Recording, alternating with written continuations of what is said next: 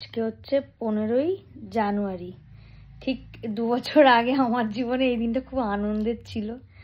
আজ থেকে 2 বছর পরে আজকে আমি এই যে এই পুরো ওষুধের ভাণ্ডটা দেখতে পাচ্ছ, পার ডে 1 ডজন করে ওষুধ খাচ্ছি। আর রাত্রেবেলা হলে আমার বর এখন এটা নিয়ে বসেছে, এখন আমাকে এটা ফুটিয়ে এখানে এখন আমার সুগারটা মাপবে। দিনে 2-3 বার করে চলছে আপাতত রিডিং নেওয়া। না আমার জীবনটা কি ছিল আর কি হয়ে গেছে সেটা আমি এখন ভাবলেই কেমন একটা লাগছে। 2 দিন পর নাকি আমার বিবাহবার্ষিকী। এখন ভাবছি কেন বিয়েটা করেছিলাম ভাই, সত্যি। আউ দেখো, একবার ফোটালেও হয় না।